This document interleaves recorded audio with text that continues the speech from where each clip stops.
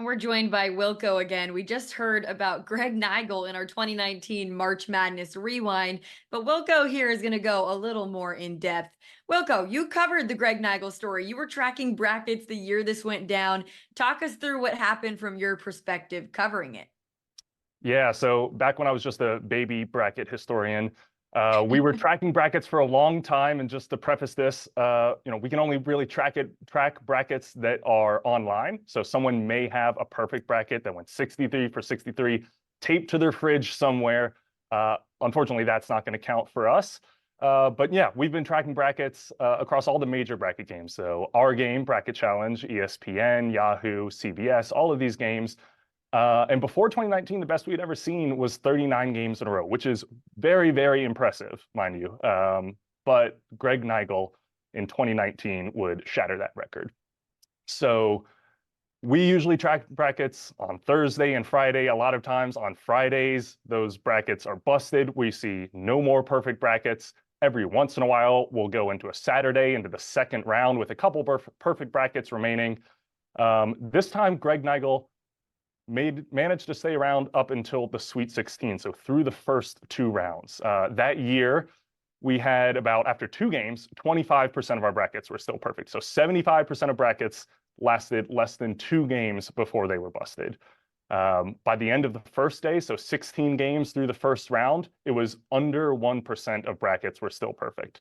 So we were tracking all of these, and then what we noticed on Sunday when we just had a couple brackets left was that one of those brackets happened to be in our bracket challenge game. Very convenient for us. And over the next couple of days, we managed to track down the owner of that bracket. Spoiler alert, it is Gregg Nigl. So tell us, one, how you found him, and then once you did, what that conversation was like with him.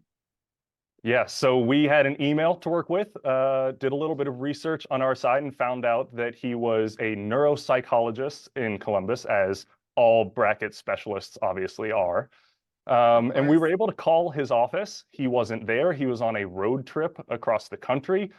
We got his cell phone, called and left a voicemail, and then I got a call back a couple days later. He was a bit incredulous that somebody was calling about his bracket. I asked him if he was near a computer, which he was. I asked him to go to ncaa.com, and the lead story on the site that day was a picture of his bracket, and I could hear in the background his wife saying, "Isn't that your bracket?" And then he believed us at that point. So this was a bracket he had filled out last minute and had completely forgotten about, had not checked once. Someone had invited him to this group. He was sick Thursday morning before brackets locked. He came in, filled this out pretty quickly, I guess, put the app away and went on his road trip and did not even look at it until we called him later. That's always how it goes. It's always the people that don't really care. The ones that are studying and watching basketball, we're never going to get the perfect bracket. But, in his defense, I don't know that I would have believed you either, Wilco, to That's be fair. honest. Yeah, understandable. Well, what did he tell you on the phone? Did he have any tactics, or was his bracket mostly luck? Um, he, like a lot of people filling out brackets, he had filled out a few different brackets. I could hear when we were talking about this, he was stumbling through of, oh, no, I watch bracketology and I make a lot of picks. I watch plenty of games. He did not point to any specific tips that we can take and, give to the masses out there who want to follow in his footsteps. But he did say, he picked his Michigan Wolverines to go quite a bit. But the rest, he just kind of went with his gut. And if these are the results, I think that speaks for itself. But that year was pretty chalk, so that must have played into it a lot, right? It helps for sure. If you look at the Sweet 16, every 1, 2, and 3 seed that year made the Sweet 16. Then we have a 12 seed and a 5 seed. So, an exciting tournament, as all March Madnesses are. Not a lot of upsets to our major teams here. So that definitely helped him out. But, he did pick 3 12-seed upsets, 1 13-seed upset in the first round. So he didn't just go chalk, and the bracket didn't go chalk either. So he did make some impressive picks.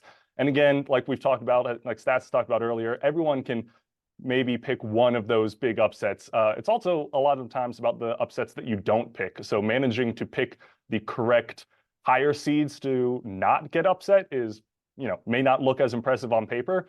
But again, no one had ever gone 49 for 49 until Gregg Nigl did.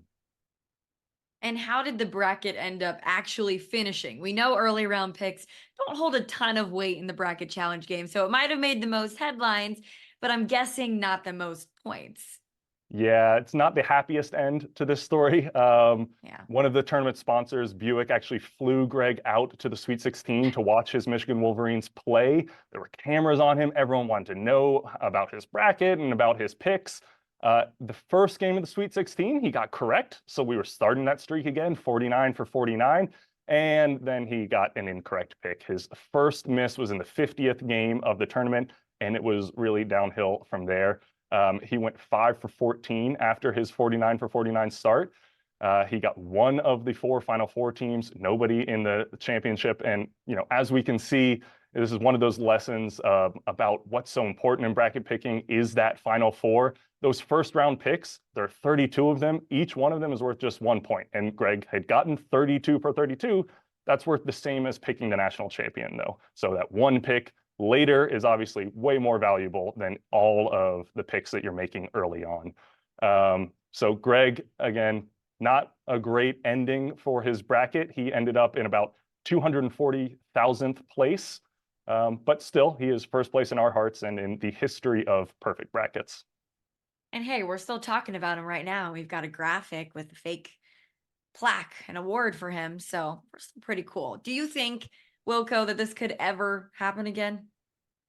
Well, if you had asked me a few years ago, I would say that 49 for 49 never would have happened in the first place. So I don't know if I'm the best judge for this, but no, I don't think we're going to see it again. Again, pretty chalk bracket led to this.